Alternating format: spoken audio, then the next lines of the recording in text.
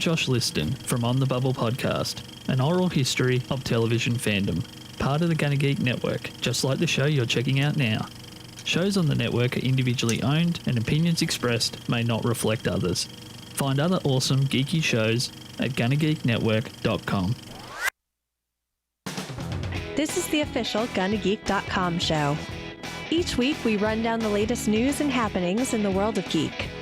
These are your hosts for the show, Steven, Chris, and SP.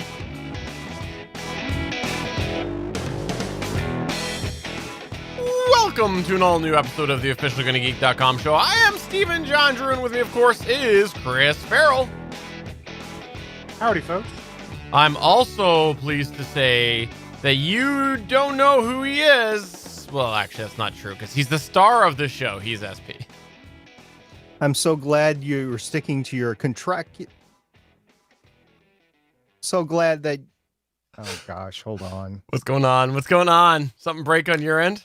Yeah, I had an open window. I'm so glad that you remembered your contractual obligations. Sorry, can you say that again? Because I would think I was talking. So we'll edit that together.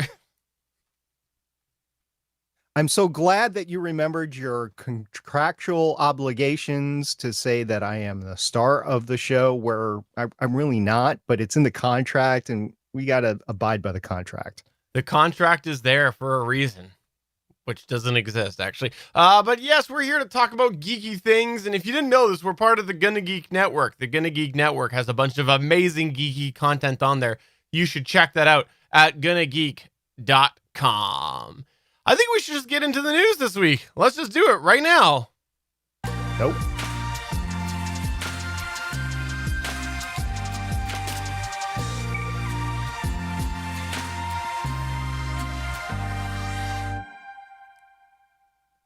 Stargate Pioneer. Yes. Let me edit that. One second. Sorry. It's a rough show. We're back. Okay. SP. Yes. Last week, I shared a new piece of knowledge that I learned about you, which was the fact that you like space. And I want to go and share something new that I learned about Chris Farrell. And I don't know if you know this, but Chris Farrell loves Zack Snyder. He thinks that he is one of the greatest film creators of all time. And I think he's quoted as saying the Justice League Snyder cut is going to be better than any other movie ever, end quote. I think Zach brings the pretty, right? So 4 hours of prettiness is what we all signed up for when we were watching Justice League, and we just didn't get our fill of it, and we needed more of it. And I think that a person like Chris, who loves the plot and the storylines as well, will get so much more of enjoyment out of a Chris Snyder 4-hour cut. So it's not only pretty, but it's going to be better story. Which takes us to this week's news point, which is all about the Zack Snyder cut that has been coming for a while. We heard about this last year, that they were going to be doing the Zack Snyder cut of the Justice League. And we also had heard that they were not only doing the cut, they were actually filming some additional sequences and things like that. And I've long dogged on the fact that this is not the movie that would have been, because it was mostly done filming when Zack Snyder had to leave. And yet he has to come back and do a whole bunch of new things. And then it came out that it was going to be... Wait a minute, time out. Okay, Zack what? Snyder had to leave. Zack Snyder was fired. No, he wasn't. He had personal issues that came up. Sure. He had personal issues that came up. He had personal issues. Yeah. Being... No, his can no daughter longer committed work here. suicide. So he went to go take care of that's that. right. Yeah. Yeah. So are you guys done disparaging me about liking Zack Snyder's superhero movies? Because that was an insult that I could not take. So anyways, the long story short is that Chris Farrell loves the Zack Snyder cut. That's what it is. For the audio listener, SP Chris is flicking me the bird. But yes, Zack Snyder had to leave, and it was mostly done at the time. And the thing is with that, it's kind of made me think, well, how much of this movie could he really have, could he be really, oh my God, let me say that again. It was mostly done when he actually had to leave. And so that kind of makes me think, well, if they're filming new things, is this something that he really does? Like this isn't the vision that he had originally. I can't see that being the case if they're refilming. What a shock. Right? And then it came out, of course, that he also was going to be doing it in multiple parts, and it was going to be a multi-release series. And then I'm like, well, there you go. That's just not the same situation. That can't be if it's a multi-part thing. Well, guess what? This weekend, it actually came out that apparently it's not multi-part anymore, contrary to being previously announced, because he was asked the following, quote, "So is this still a series or a one-shot watch of a movie?" End quote, to which he replied, "One shot." So it does appear that this is back to being a 4-hour movie, which, for those of you following along at home, was very likely not going to be in the theaters at 4 hours long. So there's no way that this is going to be anything close to what we would have gotten had he been able to finish the film, because there's not a chance that they would have let you release a 4-hour movie. How long was Avengers? 4 hours. Which one? The most recent. Endgame? Yeah, it was like It was like 3.5 hours. Close to 3, wasn't it? It wasn't, I don't think it cracked the 3-hour mark. I think it was close. You're to probably right. But I mean, Endgame and It was Infinity okay. War It was 3 basically 3 hours and 2 minutes. I stand corrected. It cracked okay. it. But I mean, still, it was basically one movie between the two, so that's like a 6-hour movie. this was not going to be one 4-hour movie, because people were complaining about 3 hours and 2 minutes. And I know it's only 58 minutes more to go up to 4 hours. That is a long time. It was not going to go in 4 hours. All right. So I got a few things to say about this. First of all, you go to Peter Jackson with the Lord of the Rings, and he really blew up those long editions after the fact. So maybe this is ultimately Zack Snyder's blow up edition of Lord of the Rings with the Justice League. Also, didn't our very own, our beloved George Lucas blow up the original movies to throw in additional things? Not that bad, but he made it longer to fit other things in there, and he's been tweaking with them forever. One could argue he's still tweaking them with Disney, but in any event, I could see Zack Snyder wanting this to be 4 hours, but you're right, it wouldn't have been in theaters. It would have been after the fact. And even the 2-movie thing, as I sit here and think about it, as you give the Avengers example, you might not have liked the Avengers Infinity War ending, SP, but I did not. There was a very clear arc to that movie, independent of the second movie, that they went together. And so again, hypothetically, if this was going to be split up to 2-hour movies, then we would need to see it presented in that, because one 4-hour movie would feel very different than 2-hour movies. So again, I call BS and say this is another thing where he's seen the hate and he's seen the fans saying, "We want the Snyder Cut because we don't know good filmmaking," and he's just playing into it. I do have another question, I guess, because I haven't actually read this story. I've just seen the headlines Yeah. to this whole thing because I don't want to read a story about it. But the other thing is if he's calling it a one shot, it was meant to be put together eventually into one long movie, right? It wasn't meant to be just 4 1-hour things. I mean, they were going to show it in 4 1-hour slots, episodes, whatever, but then they were going to combine it in the end, right? My understanding was this was something coming from the management side of the house, which was, we'll split it up into 4 installments, and that's a draw to HBO Max. Whether they made an agreement with Zack Snyder or not, I don't know. It is what it is. It's going to be 4 hours of this, and some people are going to love it and are super excited. Other people, like myself, really just couldn't care less. And honestly, here's the approach I've taken on. Joking aside, like my getting up and walking away was a gimmick. It was just for fun.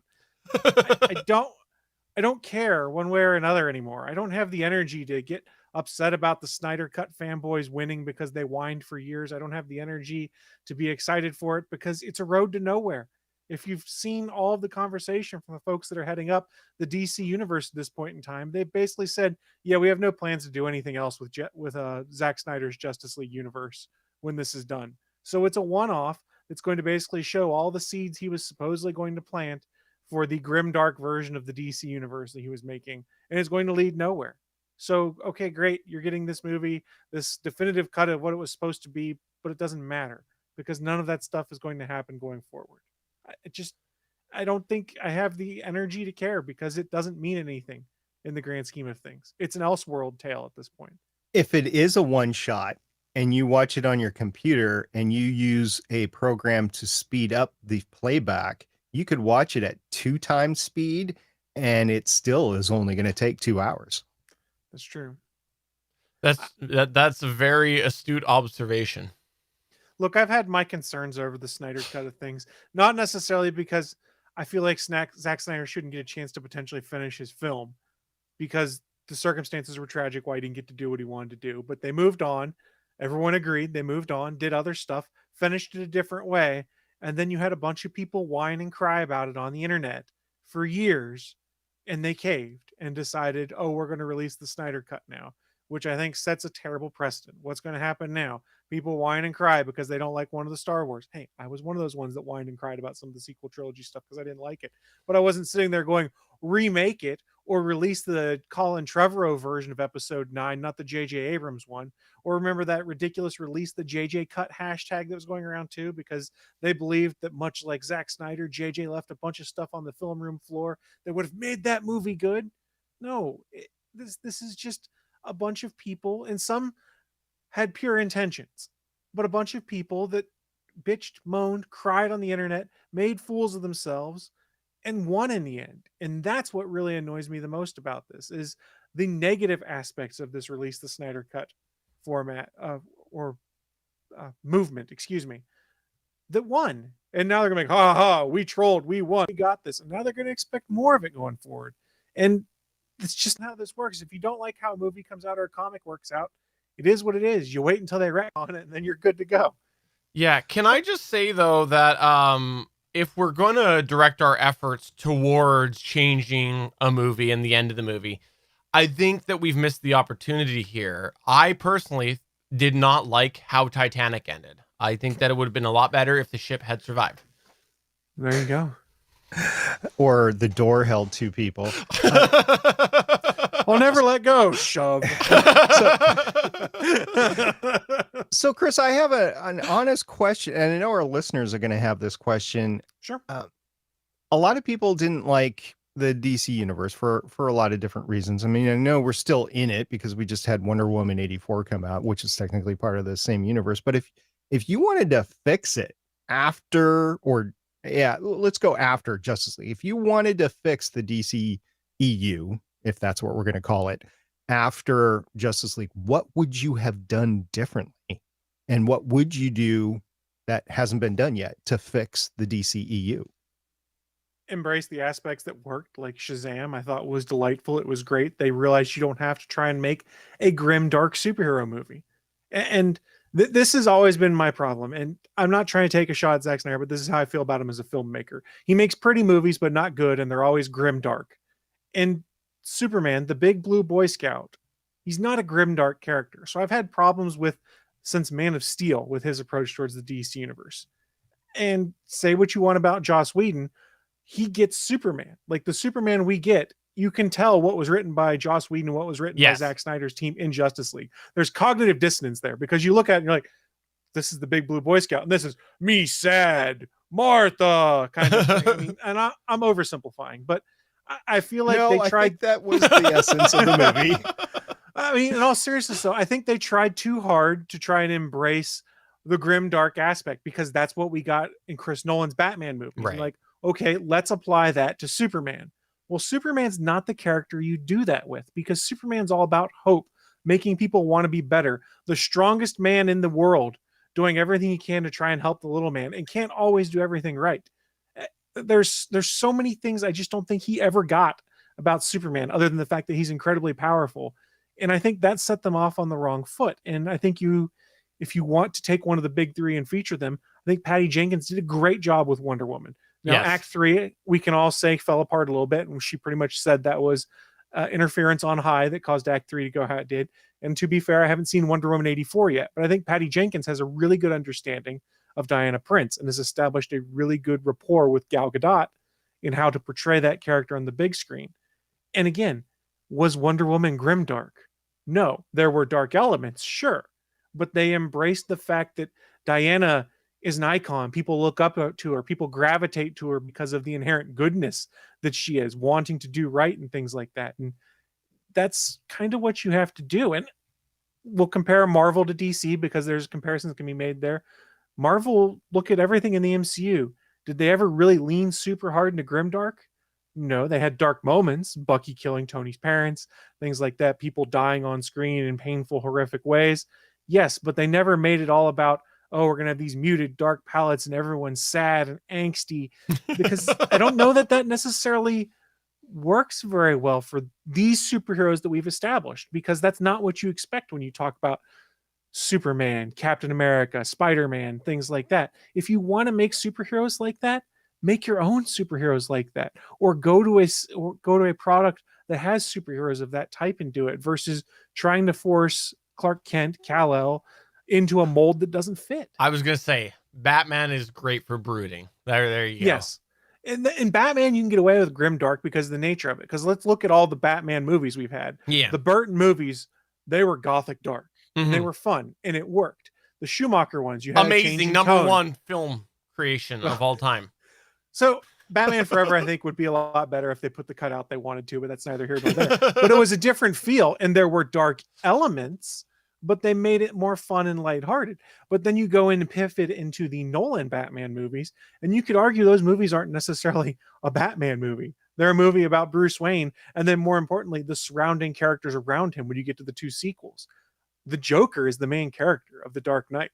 Let's be honest here. Yeah. The Joker is the fixture. That's who people gravitate to. Batman's the one that's living in the Joker's world and overcomes him in the end. You said something that you kind of glossed over, and to be honest with you, I don't really care about DC anymore because it's just not my cup of tea for a variety of different reasons. So I haven't really followed the news. I did watch Wonder Woman 84. You said that Act 3 fell apart, which I would agree with. Wonder Woman having 1, the first Wonder Woman. I haven't seen 84 yet. The first Wonder Woman, I said Act 3 fell apart. Oh, you're saying that, well, there's been similarities with Wonder Woman 84 as well. So that's, I guess, where my question was coming from. If there was word out that Act 3 fell apart because of interference from on high, and I hadn't seen any stories about that, but I hadn't been looking either. So, okay. No, it was Wonder Woman 1 where she kind of pretty much said that she had a different ending in mind, but the execs wanted the big fight between Diana and Ares in the end of Wonder Woman 1 that she wasn't really wanting to do. So that's why it felt so different than the first two acts of the movie, which if you go back and rewatch, you can sort of see it now. It'd be kind of like Captain America having the fight with Thanos at the end of Captain America, the First Avenger. Wait, he didn't? He fought a Greek dude named Thanos there, not Thanos as in the Titan. Gotcha. So bottom line, when it's time to watch this 4-hour movie of darkness, we need to do a little offset, put on some pink slippers, and sit down and turn on all the lights with warm pink tones and just like give ourselves a real uplifting atmosphere as we watch it to offset some of this darkness. I'll give you a little spoiler. I do not own pink slippers, and I do not intend on owning pink slippers. It's your loss.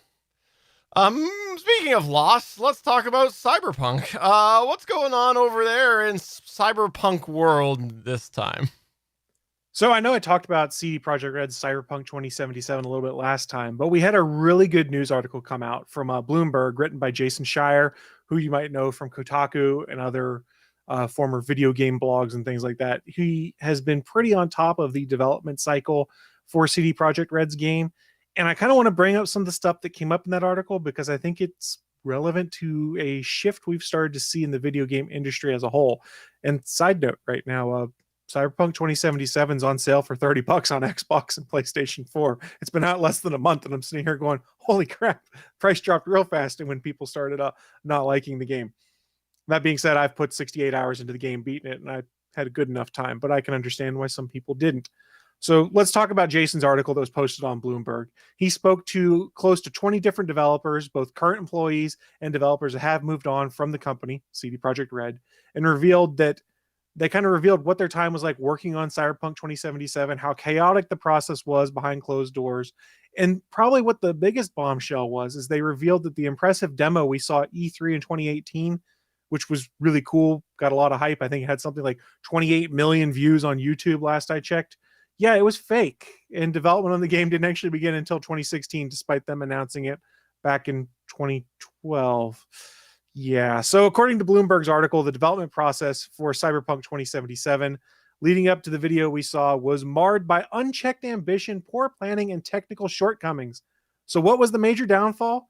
It was effectively an unrealistic timeline that was backed less by actual planning and more upon relying upon what they called their CD Projekt Red magic that led to a turnaround for the Witcher series. And in fact, in the article, they said at times when they were having difficulty and the schedule looked bad, they would say something effective, "Oh, we'll be okay. We made The Witcher 3. The Witcher 3 is a really good game, by the way." Unlike The Witcher, though, the restorative process of bringing Cyberpunk 2077 to the level promised as in the original videos, it's kind of still in progress, and a lot of people have lost faith in the company. It's not good right now, guys. People are bummed. So the amount of time developing the game itself was shorter than most people thought. Like they mentioned in the article, Cyberpunk was originally announced at E3 in 2012. According to Jason's report, development did not begin until 2016, 4 years following that reveal, in part because they were still releasing DLC and fixes for The Witcher at that point in time. With a projected release date of 2020, the timeline to develop the new most ambitious game ever, as they called it in some of their literature, was less than generous, and it was a period that was rife with poor leadership decisions and a clear lack of direction from on high. Looking back on scrapped content that we saw, such as the ability to have car chases where you could lean out the windows and shoot, you could wall run, you could use your mantis blades, which are blades that pop out of your forearms like a prag mantis blade, to hang off of walls and drop on people. A lot of these things were cut out because they were things that were promised to look cool, and then they realized the development and making it was tough to do. And a lot of these really cool elements are things we saw in that 2018 demo, where a lot of people were going, "Oh my God, this looks amazing. This game is going to live up to all the hype." And yeah, like we mentioned, that demo was fake. It was called live gameplay during the presentation, but it turns out that it was all fake. It was basically a video with some quick time interactions, and they'd put some text on screen that said it was not representative of the final game. So technically they didn't lie, but it's an ethically gray area. That's not all the problems they unveiled, though. What do you got, Steven? I'll let you continue, and then I'll get to my point. That's fine. Go yeah, ahead. Let's talk about some of the other issues. And this is a problem with the game industry as a whole. Crunch time. This is when you get closer and closer to release, and in order to hit a release date, you start having developers work excessive hours for sometimes no extra pay, and pretty much guilting them into it in some cases. At one point in time, the head of CD Projekt Red had promised there would be no crunch time for Cyberpunk 2077. That went out the window, especially as they missed their original release, or their most recent release date, which I believe was in May, that then got pushed to December when they did actually release. Jason spoke to a former developer who worked in the audio side of the house, and he was quoted in the article saying, "There were times when I would crunch up to 13 hours a day. A little bit over that was my record probably, and I would do 5 days a week working like that. I have some friends who lost their families because of that sort of shenanigans." Another massive contributor to the long working hours, and something that's not uncommon, is the fact that they were understaffed. And despite the increase in workload and ambition, they didn't hire a bunch of new folks. Because if you're familiar with this game, it was supposed to be an open world RPG that also kind of blended a lot of those open world driving elements that you would see in the Grand Theft Auto series that Rockstar has kind of pioneered and arguably is the best at this point in time, but has a huge staff to do it and a lot of back history, which they didn't have on the CD Projekt Red's team. So there was an issue with crunch. There was an issue with the schedule. There was an issue that they, kind of lied to us by saying things that would come in the game never really did. It was announced in this article that the police system in this game, it's open world. If you shot an innocent person or ran someone over, the police would potentially chase after you, was tacked on at the very end of the game. And I went, okay, this kind of makes sense because accidents happen in this world. You're in a car chase, you accidentally run someone over, it'll cause the police to come after you. The problem is the police don't just drive up out of somewhere to start chasing you, they spawn right behind you and then chase you. Now, it's easy to get away, I found out. If you just floor it and go straight, eventually they give up. So the police system in this game, kind of broken. Going back to the crunch, though, there was one interesting thing that Jason had brought up on his Twitter account. It didn't make the article, but he did post some stuff on Twitter that didn't make it. One CD Projekt Red developer told their manager they didn't want to work overtime. Their CEO had said that would be okay. Fine, the manager said, but one of the other coworkers would just have to work extra hours to make it up for them. A lot of other developers shared the same story. So even when they said they weren't going to have crunch, it was effectively a guilt trip saying, well, if you don't crunch, we're just going to make this guy crunch. And it's a problem. This is a reflection of the industry as a whole. We've talked about it a little bit. I think I brought this up talking about both Anthem and Mass Effect Andromeda, which are Electronic Arts games, big production studio, where a lot of what happened there is they didn't get development started until late because they kept changing their plans for what they wanted to do. They started using a bunch of tech they weren't familiar with, trying to make it work. It didn't work out very well. And in BioWare's case, they literally said they were going to rely on the BioWare magic to get them through, because Mass Effect 2, Mass Effect 3, some of the Dragon Age games, they came up to the very wire, but they got them out and they were really good and highly reviewed. So they sort of started buying into their own hype. So the problem we're seeing here is crunch is becoming insane because the schedules are shortening, because the big studios want to get these games out to make a bunch of money, and then they're not working quite right. And then we get, in CD Projekt Red's case, a timeline they've put out of how they're going to fix the game going forward for everyone. And this is a multi-year effort they're going to have to put into it, starting with a large patch that's supposed to drop sometime in the next 8 days as we record this, another patch in February that's supposed to drop to make things work, and then starting on their roadmap for free DLC, next-gen upgrades, multiplayer updates. They've got a lot of stuff to fix, and I think the problem is it's broken already. And as some other YouTubers have put it, Wood Hawker, who runs the Beat 'em Ups channel, did like a 50-minute review of Cyberpunk 2077. He's someone who'd been excited for it since it was announced. And he basically came out in the end and said, they lied to us. All of these things they promised, I don't know how you just patch that into the game because the framework isn't there. So while I enjoyed my time with the game, I think it's because I wasn't one of those folks that starting in 2012 was super hyped and excited for it. I was one of those folks that about 2 years out went, oh, this game looks pretty cool. I probably want to play that. So I didn't have that level of hype and expectation built up to then get disappointed by management issues, timeline issues, scope creep, crunch, things like that. I don't know how you fix this in the industry, but it's obviously a problem now when we've seen it with multiple game releases coming out. And I just don't know what to do, but this is a really good article. If you have a chance, go check it out. Jason Schreier wrote it. You can find it on Bloomberg.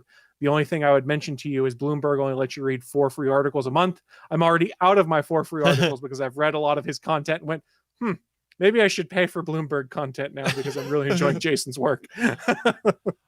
Okay, so let's start with the whole crunch thing. Yes, it's a huge problem. We have talked about it before on here, and I agree. It's something that needs to be solved with the whole industry. However, it also ties nicely into the next point I'm going to make, which is that, and listen to me, if you are one of these people, listen very carefully. If you think that what they have told you is coming to Cyberpunk 2077, you are wrong. If you think it's actually going to happen, because not only did we start off with an example that Chris was saying where they had presented something as game footage, which was not true. It was fake. It was misleading. They also said in this same discussion that they were not going to have crunch. And again, they had crunch. But go back a couple weeks, and what were we talking about as well? Where they said they went and they gave an example of the game to everybody, and they barred their reviewers from saying this was only played on the PC, and they had to not specifically disclose that. So again, it was shady practices as well with that. Also on that, they were not allowed to use their own gameplay footage until the game was officially out. They could only use footage provided by CD Projekt Red. Right. So a lot of folks like IGN put their original report out and said, come back on release date, we'll have a different cut with our own footage in there. Yeah. So like they have more than one history of BSing and borderline flat out lying based off of these recent news articles. And so don't believe what they're saying. Set that bar really low. Expect that this crap that you've got right now is what you're getting for the game. And anything beyond that is going to be bonus for you. Like, seriously, don't, like, why would anybody continue to believe anything they're saying? Here's the thing. Until now, people trusted them by and large because of The Witcher 3. It bought them a ton of goodwill because it was such a good, long game with a bunch of free DLC and some DLC that people argue is better than the game itself. So they had a lot of goodwill built up. And part of their problem is the way they marketed this game, which was it's going to change the genre. Everything's going to change about it. It's going to be the greatest game ever. Here's the kind of stuff we're going to do. And then when they started removing that kind of stuff, it wasn't until like months before the game came out. They're like, oh, wall running's gone. Oh, this element's gone. And you're like, wait, but all of these kind of things were supposed to be in there. And okay, let me make a separate point here. It's not unheard of for things that are promised in games to be removed. But generally they're a bit more upfront about it before the game comes out, and you'll find out about it versus a few weeks before a game comes out and you're like, wait, what? This isn't what was promised. So part of it is they did not present themselves very well when they were removing things, and they kept the hype level way too high because they thought they could fix it because they made The Witcher 3. Honestly, that's the mindset that seems to have come across here is we're going to pull this together at the last second because of everything we've done before, which is a problem. And we've seen it now with 3 AAA titles I'm thinking of off the top of my head where that didn't happen. So, SP, what's your thoughts on this? Apparently, I don't know as much about game development as I thought I might know because I'm unfamiliar with timelines involved. I'm speculating on companies and stuff like that. But the one thing that I will just bring up, just because I'm thinking about it, is that I am concerned about how you would fund a multi-year game development.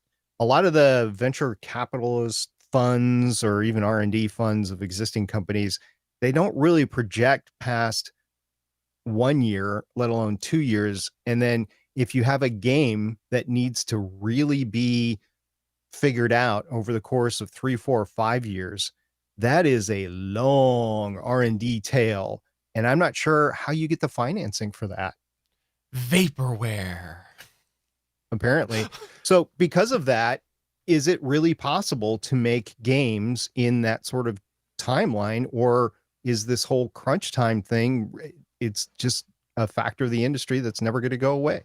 Depends on who owns you, is what I would argue. Is you can either be a small independent studio and you can take out a bunch of loans to make something happen, hope to hit it big, and then continue your dream, or you can get bought up by one of the big players who believe in what it is you want to do. And we've kind of seen it go both ways. BioWare was kind of on their own, put out some great games. Electronic Arts bought them, and then everything became a lot more focused on we have to hit this date.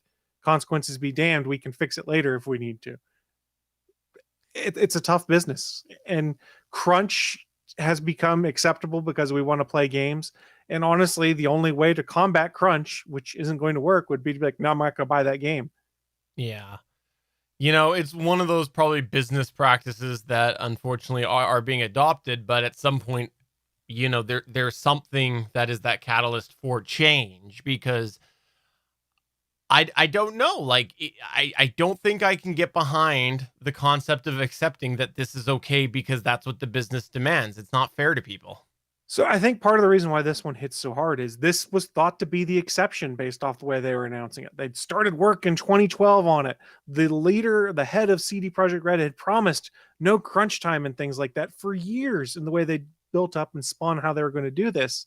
And then it started coming out, and Jason Schreier, who I've talked about, is the one that kind of started digging in and kind of throwing the BS flag on crunch and things like that. Like, oh, they're totally doing it. But they were promising they were going to change the way it was done. And it didn't happen. So you've got the people that played the game and were disappointed. You've got the people that are a little more clued in as to what might have been going on behind the scenes who played the game that are disappointed also. And it just kind of stacks up and leads to a lot of people coming out with a bad taste in their mouth. But like I said, it's endemic of the games industry as a whole right now. And I don't know who controls those crunch levels. Like, for instance, I haven't heard a ton of bad things about like Insomniac Games, who did Marvel Spider-Man and things like that when it comes to crunch. Supposedly a lot of the studios that Microsoft bought out to put under Microsoft's new brand. I can't remember, Microsoft Game Studios or whatever they're calling it. Supposedly they have actually shifted release dates out by the request of the studios they've bought to alleviate crunch and to make sure things happen. So I don't know. And that's why you need people that are, for lack of a better term, investigative reporters in the games industry that can kind of dig these things up and bring them to light to be like, hey, here's the problem with what we're seeing in this industry. We need to figure out some way to address it. And then also to celebrate people who are doing it the right way. Well, I think you said it best, which was that it leaves you with a bad taste in your mouth, which, because it's called Crunch, I have to say is right in line with Nestle's Crunch Bar, which also leaves you with a bad taste in your mouth. I was going to say Captain Crunch, but that works too. Captain Crunch is good, okay? No, Captain Crunch is gross. It tears up your mouth. All right, well, moving on to the next news points, because SP has a couple things about the SN9 and the ALS test. Did I get that right? No, you did not. You were talking about the Artemis SLS and the SpaceX SN9. Oh. Tell me why I'm wrong. Sure. So we're going to talk about SpaceX SN9 first.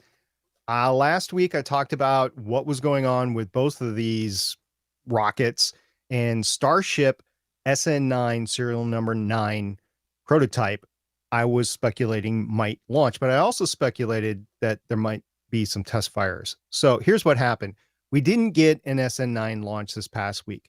We did get several static test fires of the SN9 3 Raptor engine grouping, as I speculated.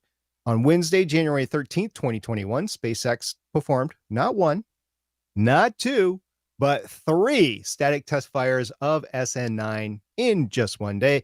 Now, Elon Musk said today at SpaceX is about practicing Starship engine starts. Ship is held down by massive pins while engines are fired. 2 starts completed, about to try a third. Elon Musk then said after the third one was all 3 static fires completed and no RUDs. And for those of you keeping score at home, RUD means rapid unplanned disassembly. So yes, SN9 was still in one piece. Seems pretty harsh that they banned Paul Rudd from coming by. I mean, I would too. He's got a he's a national treasure. Idiocracy, right? Yeah. Unfortunately, during the test, there were a few speed bumps, and 2 of the 3 Raptor engines on board SN9 are slated for repairs. Elon Musk tweeted that the engines would be swapped out, and then he went on to mention, quote, "We're making major improvements to ease of engine swap. Needs to be a few hours at most," unquote. Elon was referencing the rapid turnaround time required to sustain massive Starship operations. If you got about 1,000 of those ships, it's like an airport. It is not like a one shot and then a few days later you launch another one. You're talking about hours turnaround time with Starship. So Elon Musk went on to mention, this is all on Twitter, by the way, went on to mention the need for additional static test fires before the launch of SN9. Now, I checked the Boca Chica NOTAMs, and yes, I did say Boca Chica, so go ahead and take a drink. And there are several NOTAMs for the SpaceX Brownsville, Texas area. One basically goes all week. It's from, I believe it was from the 16th all the way through the 21st. But then there is specific ones from the 19th, the 20th, and the 21st of January, 2021. So what I think they're going to do is they swapped out the engines, which actually they're already done. They're already swapped out. They were planning on a static fire test today as we're recording this. I don't think that happened, but I don't know for sure. So I'd expect tomorrow there to be a static test and possibly others, because they did 4 before SN8. We'll see how many they need for SN9, and then they'll launch hopefully sometime later on this week. And hopefully the engine swap out was the last thing to do. And for those of you thinking, how difficult it is to do an engine swap, these things produce tens of thousands of pounds of thrust. So it's pretty intricate, the hoses that need to go in and stuff like that. But in the bottom line, it's pretty simple. Thrust goes into the nozzle and it goes to the throat of the nozzle and it goes out. And yeah, that's it. Do you think that there's like a designated person that deals with the hoses? Like you might call him the hoser? It depends on how many hoses there are and whatever. I mean, you saw the SN8 test and you saw how red hot that whole thing got. So Yes. I wouldn't want to be the hoser that got that wrong Fair because enough. then it'd blow up. So bottom line with this here, though, the SN9 test did not go as rapidly as you thought it was going to last week. Is that correct? That is correct. Yeah. Which is very kind of Elon because he knows you were very worried about covering that in this week's Gonna Geek show. So it's nice that he paced himself a bit for you. I don't think I had anything to do with it. He's pretty selective on who he interacts with on Twitter. You have to get his attention over the course of a long time, and I just don't spend that much time on Twitter. So me and Elon are not Twitter buddies. I follow him, he doesn't follow me. I mean, that's the way it goes. As with most people on Twitter following him. What about SLS? Which I fixed the sidebar for those who are watching the video side of things. That is awesome that you're able to do that on the fly. SLS, of course, is the NASA version of Starship. It is part of the Artemis program, which is going to bring NASA back to the moon tentatively by the end of 2024, but with a change of administration and with delays in SLS and Orion, which are both part of Artemis. We'll see what happens there. Last week, though, SLS underwent a 4-engine test fire, and it was another static fire. It wasn't the rocket, it was just the engines. They were in the big test stand at Stennis Space Center in Mississippi. That's a NASA facility there. And it was known as a green run test. And I try to get a definition of green run. And basically, it's this whole test plan to get SLS up on the pad and to launch in 2021. And the rocket engines, by the way, I don't know if I've mentioned it before on this show, but they're leftover space shuttle engines. They're the RS-25 engines from active space shuttles that NASA had laying around. So they're going to use them for the initial SLS boosters. I don't know if they're going to change out rocket engines or they're going to have to develop more because they're not reusable like Starship is, SpaceX. They're a one and done. I don't know if they'll fish them out of the ocean and be able to refurbish them or not, but they are the RS-25 engines that all 4 of them, by the way, that were tested had flown in space on the space shuttle before. Now, during the test, engine number 4 experienced a main component failure, or MCF, at about the 60-second mark. It's not known if enough data was gathered during the test to continue on with the program. That's the official response. However, this is SP's response. Previous statements put that time frame at the 250-second mark for them to get enough data. Also, the RD-25s in the 60 seconds that they fired did not have a chance to gimbal at all during the test. That means they didn't have a chance to move around and change their thrust direction. These 2 facts lead me to believe, and I want to stress, this is SP's opinion, this is my opinion, that an additional static fire will be needed to be accomplished before proceeding on with the next step in SLS development. Now, according to the post-test press conference, NASA and Boeing are taking several days to review the test data before recommending a path forward to proceed. So they don't know yet, and SP's assessment is, yeah, we're going to see another test. I don't know what the time frame of that test would be either, but it might push the SLS development back far enough so that a mission to the moon would not happen by 2024.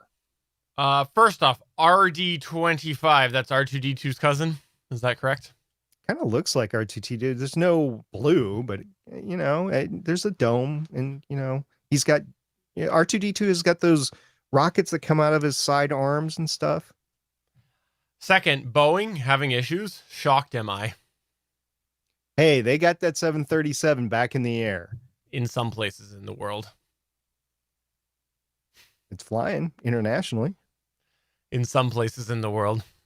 Internationally is the world. And so some aviation bodies have approved it. Some have not. Anywho, I just wanted to take the shot at Boeing because it seems like they're just falling behind in this whole situation. And do you think that the mission to the moon could get canceled if they were delayed long enough? Do you think next administration Canceled, could possibly go, let's redirect? I don't think so, because I think both Russia and China are aiming to get back to the moon, and I think it is within the United States and quite frankly within Canada's best interest for the SLS to work to get back to the moon. So no, I don't think it'll be canceled. All right. Chris, is there anything you want to throw into this? No, I'm good right now. All right. Moving on to the next news point here. Let's talk all about custom. I won't say it. A word. You know the A word I'm saying. Alexa. This is something that I came across this past weekend and was a little bit surprised because I didn't know that this was happening. Amazon is apparently looking to offer their A word infrastructure, basically the building blocks of their voice assistant, to other vendors to be built upon. And the first big company that is taking them up on this is Fiat Chrysler. Apparently, they are looking to take the Amazon Assistant and make it into their own little platform sort of thing that will go into their vehicles. Now, apparently, when this happens and the company agrees to building off of this, they're going to be able to customize the underlying system in there, which includes their own custom wake word and other capabilities of the Amazon voice assistant, which will probably not be called the Amazon voice assistant. It'll probably be called something stupid powered by Amazon or something like that. Sorry. But my question with this, because not only was I curious about this because I hadn't heard about this whole program, but the fact that we've got Fiat Chrysler here looking to get into this, how do you guys think that this might potentially impact Android Auto and Apple CarPlay if all of a sudden manufacturers start to do this?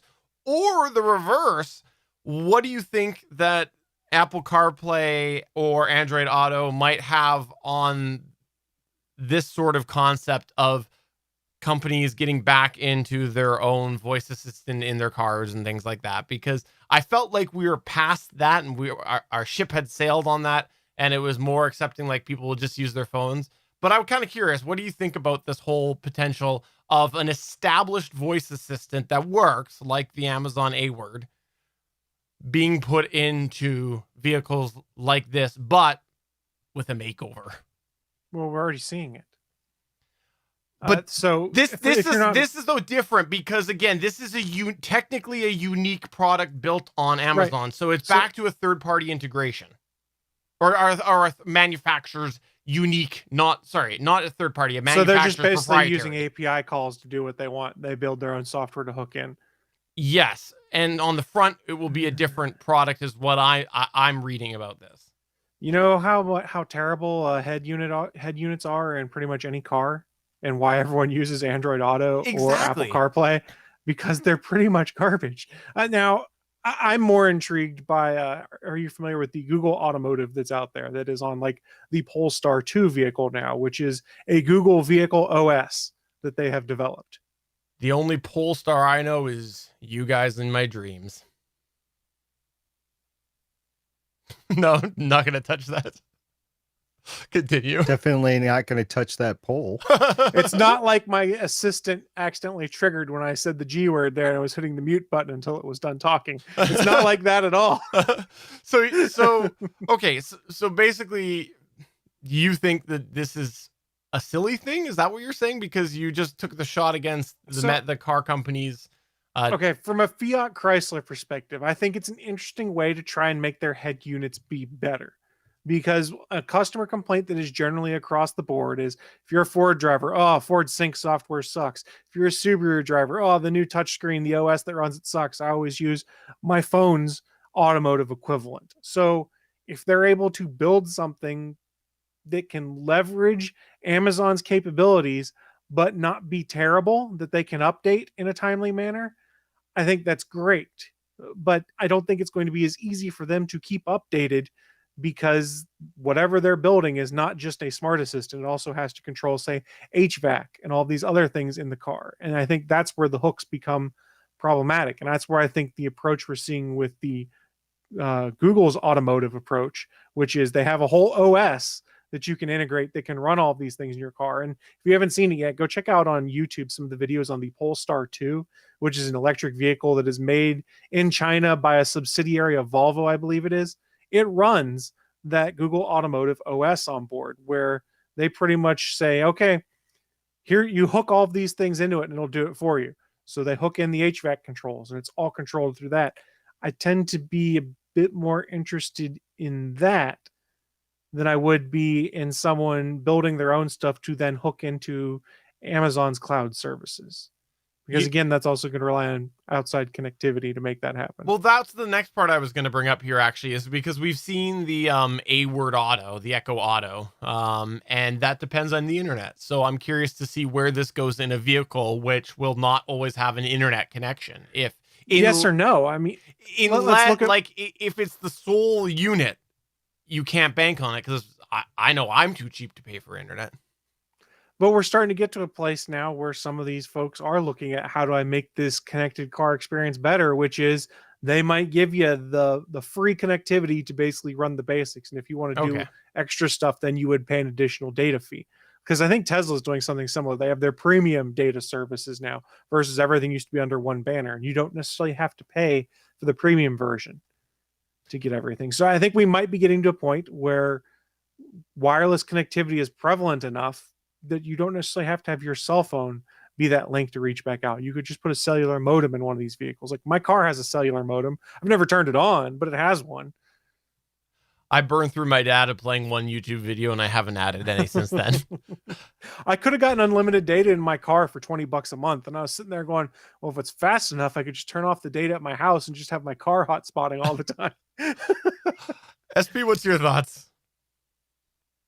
First of all, Chris, that would work provided that your car would be able to get the internet in, like, say it's parked in the garage and you have a medical garage that would act like a Faraday cage. Correct. Would That's not where it'd be work. problematic. Yeah. So yeah, I've got a few things to say. First of all, I'm not sure what I was watching, to be honest with you. It could have been the news, could have been some sports ball game. I don't know what it was, but I saw a commercial for a Ram truck, and they were touting the first ever 10-inch screen in a truck. And I was thinking, that can't be right, because my Jeep, which is a 2017, has a 13-inch screen, I believe. It's at least 10-inch. I'll have to go look at it again. Since 2017. Maybe they're technically right. It's the first 10-inch. People have done 13s, they've done 9s, they've done 11s, but it's the first 10. Yeah, that could be it. And then I have to choke about all these awards that these car companies put on their ads, because the awards exist basically to give that car company the award. So it's not really a all-encompassing award for the entire automotive industry. It's a paid-for award so that they can then say, hey, we won an award, sort of thing. I mean, we could start the same thing for Gonna Geek and have hey, we had the Gonna Geek award for the best podcast in 2021, paid for by Gonna Geek, sort of thing. So yeah. Why would anybody make their own awards up? That's just silly. Yeah. Just to feel self-important, I guess. And the Mercedes, I believe, came out and they said they were going to do a complete digital dashboard. And by that, I mean, like, the entire dashboard is a glass dashboard. It's not like a dashboard with a screen in it or part of the screen works. It's the entire dashboard is going to be capable of projecting some sort of digital thing that you could read or whatever. And we have the Sony and Apple, the Sony and Apple cars. They're companies that are actually going to make cars, although there's speculation on whether they're just going to build capabilities to throw in cars, a lot like what Amazon just threw in there. So it's really hard to say where the automotive industry is going to end up. There's just a lot of possibilities out there, and it's going to be a factor of what the market is going to bear. Right now, there's a lot of chip unavailability, and it is causing car production issues where these big automotive companies are going to have to shut down or greatly reduce the amount of cars that they can produce because they just can't get the chips to go in there. So that's a 2020, 2021 problem right now, but I don't know what that means for these big companies. However, since we were talking about AIs, I want to specifically say, wasn't it just like 1 year ago where all these AIs were going to start to be interoperable, and it doesn't matter which one that you use. And if that's the case, it really doesn't matter what's in the car. If it links to something else, like through your phone or something, it really doesn't matter. Yeah, companies lie. No. Well, I look forward to finding out what AI you come up with, SP, because that's the takeaway I'm going to take from this whole thing here. Oh, you thinking that I'm developing an Yeah. AI? No. I welcome my AI overlords, and I will be the first one that's torched by Skynet or whatever it's called. All right, well, moving on to our second to last news point of the night. Chris, 6 seasons, Anna? A video game. We What? don't get the movie yet, but for those that aren't familiar, Community is a sitcom that started in 2009, ran until 2015, got their 6 seasons, and one of the gags in the show was hashtag 6 seasons in a movie. Well, we didn't get the movie, but we did get a video game, and this is not like an official Sony released video game, but it is an interesting fan released game that is available on Steam now that you can download for free. It is a community themed paintball shooter. The description reads, "This is completely free, volunteer made, multiplayer satirical parody of common thematic elements found in American broadcast television series." Yes, that's an actual word, which is a riff on a lot of things that we've seen in the show Community. I knew this game was coming up because I was following their subreddit where they were talking about development and reading some of the demo runs that they had done. So the arena for these paintball matches is Colorado's Greendale Community College, the setting of the sitcom Community. The name is an homage to a line from the show that was eventually turned into a hashtag and rallying cry like we mentioned. They got 6 seasons, not the movie, but there is the fan-made game that was released on January 9th. If you go on to Steam right now, it had 300 reviews, with a positive rating. There was one post with criticism for the game's competitive metagame and UI, but the rest of the reviews are all community references in gags, which sounds like a lot of fun. I have not had a chance to download and play this game yet. I will probably give it a try this weekend, but a free online paintball shooter that has a fairly active subreddit where the developers are talking to folks about the way ahead. At the very least, it'll be fun just to go explore Greendale Community College like I've only seen on TV screens or other screens of some kind. I mean, I still want the movie, but 6 seasons in a video game is not too bad. All right, so what do you think? Better than Cyberpunk 2077? I don't think they're on the same kind of scale. It's not the same type of game, but I would argue that they are probably handling their development approach a bit better, but it's also a lot smaller in scope. In the fact that I don't think they made a bunch of promises of things that would be there that they couldn't deliver on. This is an indie volunteer project. It's not fair to really compare it to one of the big studio projects. Just say yes so that we can say that, look, small little company did better than big company. Well, I don't know that it's actually a company. I'd have to go back and look. It just seemed like it was a group of volunteers that banded together to make a cool game. This isn't the first time that's happened, though, because there are folks that made their own version of Journey to the Center of the Hawkthorn, which is an episode from season 3 of Community where they have to, in show, go play a video game so that Pierce can get his inheritance. It's like the 8-bit episode of Community. There are people that actually made Journey to the Center of the Hawkthorn as an 8-bit playable game, which is out there also as a fan-supported initiative. Well, I look forward to finding your review when you play it. Fair enough. And lastly in our news, actually before we get there, SP, let me ask you this. Ask. Why do I not own a telescope? Probably because you don't care about astronomy. No, it's because I don't have the ability to get a smart telescope. Well, now that has changed. What? Is that the news article that you've brought today? I am shocked. And actually, it's been that way for a few years, but it's been ungodly expensive. So, were you guys aware that CES 2021 happened and virtual? All virtual, yeah. Yeah. No, I blocked CES out of my memory about 4 years ago. I don't think you would have missed much. However, this time around, you would have missed this. I saw this news story come across, so I checked into it.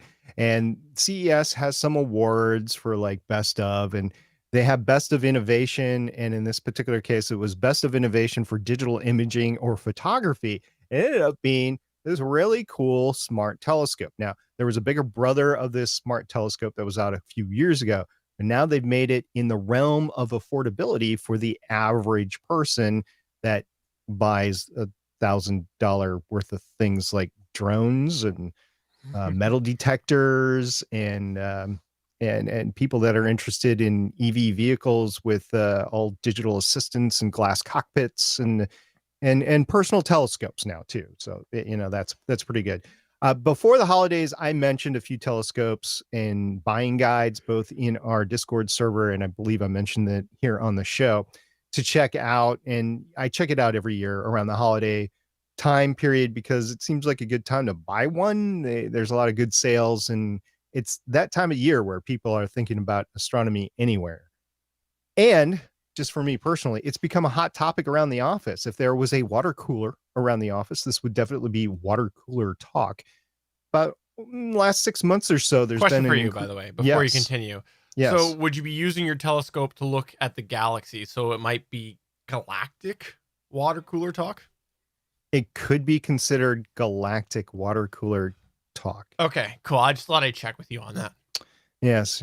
But by the way, that's called fan service for those of you who get that reference. It was very Filoni-esque. There's at least one person in our live chat right now that would get that reference.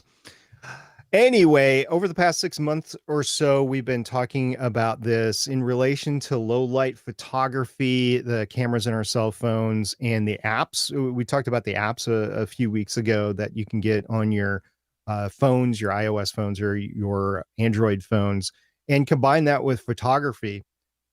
Considerations for astronomy now in telescopes that I'm looking at are usually connected with things like price, imagery capability, and I believe I mentioned this on the show. If I didn't, smart interoperability with your phone is always high on my list, which drives up the price, to include tablets as well, and definitely active optic tracking. I really enjoy that, especially if you're taking long exposure photographs. The active tracking really helps, and that's what the big telescopes do. They do active tracking. Even the space telescopes like Hubble, Hubble does active tracking because it's got the gyroscopes which allow it to switch through the sky.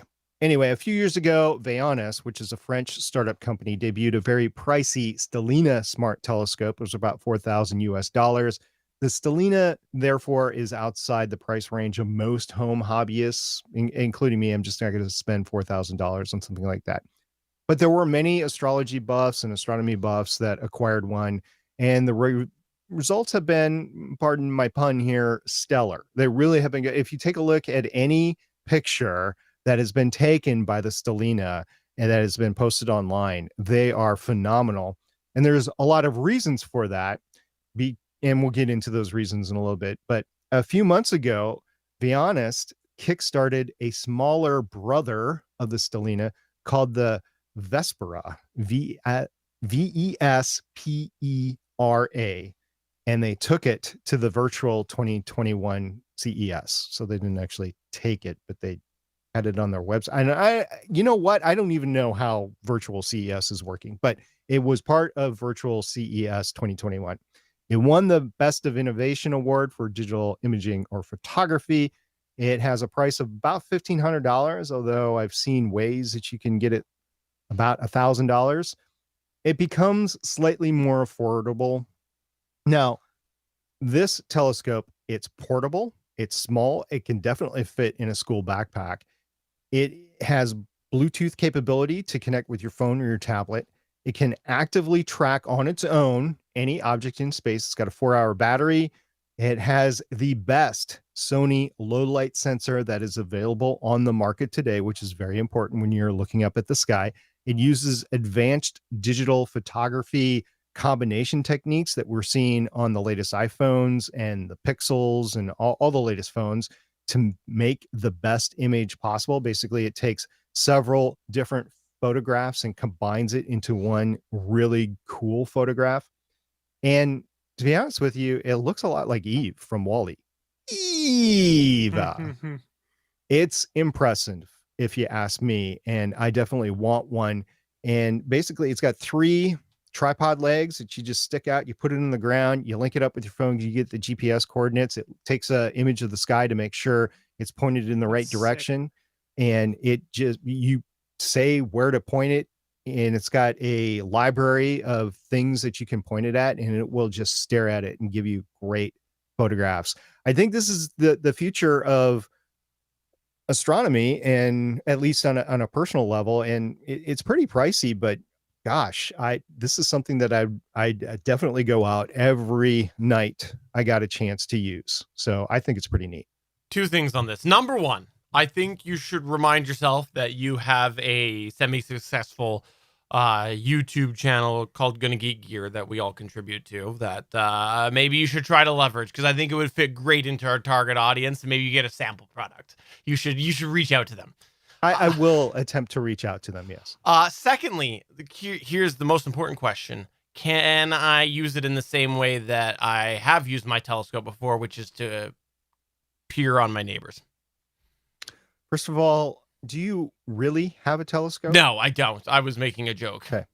But Good, if I did, because if you did, I would find a way to get into your neighborhood Facebook group and inform everybody who the Peeping Tom was. you know No, what? but he has a periscope that comes out of his roof. Steven just pushes his chair to the side and goes and pulls the periscope down, and Kids, take the wheel. Dad's got to use the periscope. No, seriously, I hope that one day you get something like this. I would love to hear what your thoughts were on it. Yeah, apparently, the bigger brother out there, which has bigger optics, and it would have older sensors on board and older ability to track and stuff like that. But it is a bigger, more capable telescope, and it has done phenomenal things. Now, one thing I would worry about is that people would just go out to their backyards in the middle of the light pollution and think they would get as good of pictures as they would if they were in a darker location. Right. So I would definitely want to take this somewhere. I wouldn't want to do it out of my backyard. I would, if you're in a subdivision or in a city, I would want to take this somewhere where you would have lower light pollution so that you could get the optimal effects from it, especially since it's smaller. But just think of this in terms of a really, really, really big smartphone camera, because that's really what it is. It's a smartphone camera with all the great optics in there. It's just got bigger optics. Even though it's not huge, it's bigger optics. And then they do the same digital processing on board to get you those better pictures, the same digital processing that's done on you guys's Pixel Buddy phones. with the astrophotography mode, excuse me. I haven't had a chance to play with it yet because it's too much light pollution where I am, but there's some really cool stuff that's coming out there to kind of make astronomy more accessible and easier for folks to get into. One of which was they put the cool astronomy mode on the phones, and everyone's like, oh, that's a cool feature. And the photos that came out of it were great. But even simpler, going back to like the advent of the smartphones, was some of the apps they put on there that based off your GPS and camera, you could put it up there and it would like start identifying stars and stuff for you. There's some really cool stuff that's out there right now. And this is a cool advancement. Yes, it's a niche product. Not everyone's going to want it, but it's really slick. And I could see a lot of people having fun with it, especially folks who are big into amateur astronomy, because it makes your life a little bit easier with all you're having to lug around, or people that want to get into it because like, oh, this is just another tool in my bag that connects to my devices. This is awesome. Let's have Sherman set the Wayback Machine to actually forward in time, and let's go fast forward to 2025. The first, second, third Starship is actually on the way to Mars. Wouldn't it be great to be able every night to go out somewhere and take a look at where that Starship is as it gets closer and closer to Mars in relation to other astro objects out there? And because it's stainless steel, it reflects light like a mother. So it's just going to be capable of being tracked like that from home telescopes like this. This is going to be big in a few years. So if you want to wait a couple of years, I mean, if that's your goal, ultimate goal, wait a couple of years until the price maybe comes down, or maybe there's more options out there for this in a lower price range, and grab something in advance of these missions. That would be great. And if you want to do it for the moon, the missions to the moon for Artemis or whatever, you're going to have to grab one a little bit earlier. So there's unlimited number of stuff that you can do, but I really think the excitement over that first trip to Mars is really going to push a lot of this consumer goods like Yeah. this. Yeah. Before we take the time travel machine back, while we're still in 2025, can I just look something up? Yeah, stock prices. No, looks like they still have not fixed Cyberpunk 2077 yet either. Still not fixed. I figured he'd be going for the sports almanac so he could take it back with him. Just like Biff. Is Brady still playing? Is he winning more Super Bowls? That's what he'd be worried about. All right, well, that's going to take us to the end of the show. Before we go, Chris, is there anything that you would like to plug or promote? Just a friendly reminder, we do have a lot of live content on the Gonna Geek Network. So if you're over on geeks.live where we stream this, just scroll the page down a little bit. You can see a calendar of all of the upcoming live content. So please go check out some of those other shows and tell them that we sent you. SP? We are covering WandaVision on Legends of S.H.I.E.L.D. right now, and we're doing that 5 p.m. Eastern time every Sunday. We just did the first 2 episodes since the first 2 episodes dropped on Friday. We did the first 2 episodes yesterday, and we look forward to doing the next 7 episodes. I thought it was a 6-episode season. I was corrected, as I often am, during the podcast by my 2 co-hosts. I said, no, SP. We don't have 4 weeks of this. We have 7 more weeks of this. So I'm really excited about that. Oh, so it's 9 episodes total. That's what they were saying. Oh. First off, I was singing the WandaVision theme in my head because that's a great theme. Which one? Exactly, the second one. There was I 2 think of the them. second Yeah. one. I think I'm thinking the second one. Okay. Yeah. Second, I have to say, I really look forward to seeing where they go with WandaVision. Definitely blindsided a lot of people. 100% can understand why people would feel that way if they didn't look into it. And I'm curious to see where it goes. And I'm looking forward to the ride, even though it looks like it might be a better binged product, but we'll find out. We'll see. We will see. I like it. I won't go into spoilers, but having a weekly podcast, I like the ability just to stop and talk about it. yeah. Because all the other shows that have released all in one bucket, it's really hard. Like the whole Defenders Netflix universe, that was one of the reasons why we didn't really cover it when it came out and covered other things, because we knew we could always go back and binge it, and it was just all released in a binge. This is done on a weekly basis, and I'm really enjoying that on the streaming services. Even Discovery, was like that, and I think it's better. But that is gonna, well, can't even wrap up the show, right? went into the wrong folder. My bad. One sec here. What kind of Canadian beer were you sipping at work today? I know. Where's my, there it is. Where was I? But for episode 362 of the official GonnaGeek.com show, I'm Stephen John Drew saying, sing along with me, WandaVision. No, I won't do it. Go ahead. Continue. We're going to be taken down. I'm Chris Farrell, and I still don't care about the Snyder Cut. I'm SP. Come on. Send me your demo telescopes. I will test them out for the Gonna Geek Gear channel. He'll do it. 100%. Bye. Well, bye.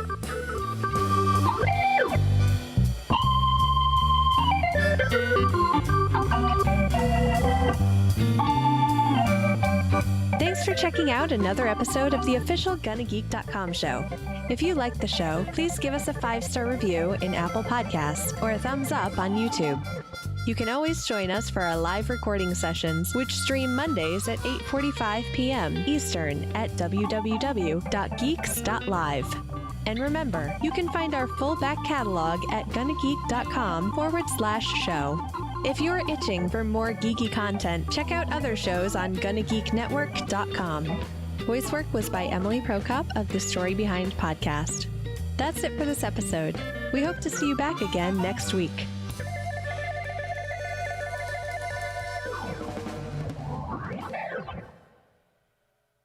Well, thanks everybody for coming on by. We hope you had a fun time. It's great to always have people come by when we record. That's gonna go ahead though, I think, and do it for tonight's recording session. If you are not in our Discord already, we would love to have you in our Discord. We like to chat in between the recordings.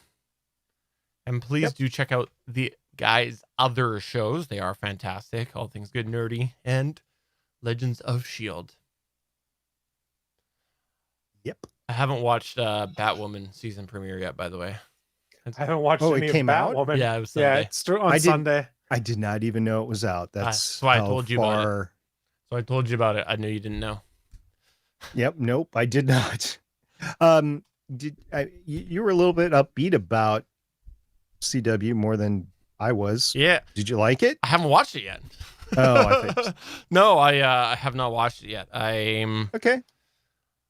I'm I am not I'm planning probably to. gonna watch it this week, but I might let them stack up because this is one of That's what I said about season 1, and I still haven't watched it. See, the thing is, I actually really thought season 1 was okay. Like I enjoyed it, and I thought it had lots of early Arrow elements, and I thought it was one of the better ones they had. The problem I've got right now is shoehorning a new character in so rapidly, right? Like, you know, I'm Yeah, not. they have to do it in the first episode, right? Yeah, but I'm not sure we're gonna see everything for a few episodes. Like, I think there's gonna be a lot of, well, why isn't this happening yet? Until they've kind of had some time to get to know the character. So Mhm. I'm debating on waiting, but I don't know. We'll see. What TV do I have to watch right now? Like, that's probably why I'll do it. Well, let's see. There's The Expanse, Discovery, if you haven't seen that. WandaVision, WandaVision, Yeah, but, which I still haven't gotten to I've seen see. those. Last Man Standing. Yeah, but There's football on. You watch football. I don't. The football. football Yeah, the I mean- football is almost over. But it's still on. Yes, but that's true. Well, that's the thing, Suncast. They essentially have to reboot the series, and they're not going to, which is the thing. Why I think it'll be weird for a few. I just saw the episodes. rating. The which? I just saw the rating for Yeah. Batwoman. That's part of the reason, the rating and the fact that they need to do a reboot, but Mm. really aren't. That they broke. It was supposed to cross over with Superman and Lois. The crossover's off now, Yeah. for instance. No, the Yeah, I won't get. I won't. Are just the episodes rating or the entire? Yeah, the episode. Yeah. Okay. Wow. Nobody knew it was on. That's the thing. It's like, Seriously, I didn't know until No. people started saying, "Hey, I watched the new Batgirl," Well, and I'm no. like, "What?" Or Batwoman. And honestly, it was going against Breeze versus Brady. Yeah, So it was not. It's an odd time that CW is bringing those things back after. Like, it was hard for series to come back at all this year. Coming back the first few weeks of January is really a bizarre time. Like to launch. Yeah. It's one thing if you're bringing back your, like, continuing on your season that you launched in November or whenever all these launched. It's another to be like, I'm starting my season right now. It's really bizarre. Albert said he doesn't think he's ever watched anything on CW, and I think one of the benefits of the CW is they do have a free app that you can go in, at least in the United States. I don't think it's available in Canada, that you can go in and watch pretty much any of their shows, That's the true. latest 5 episodes. So that's one of the good things about CW is they took hold of that streaming culture that, like, college kids, which is their demographic, college and high school kids. So they just get on their phones or on their streaming TVs or whatever computers and they watch stuff these days. So there's that. But yeah, the live stuff. This was a new. Yeah, I won't spoil it, but the ratings were definitely not indicative of past ratings. Yes. But let's go ahead and shut things down. If you check out Better Podcasting, keep your eyes on Twitter. Yeah, I'm dropping. Yeah. Just keep your eye on Twitter. There might not be one tomorrow. There might be. At the moment it's scheduled, but anyways. Okay. I just realized something that I should have talked to you about before. So I'm just doing a favor to those who do show up to that show. So Say, Better Podcasting will probably be Wednesday night this week. we'll talk. Okay, Anywho, we'll talk. sorry, I don't usually do this, but I know people who watch this, and keep your eyes on Twitter. We'll have a quick conversation after. The Twitter. All right.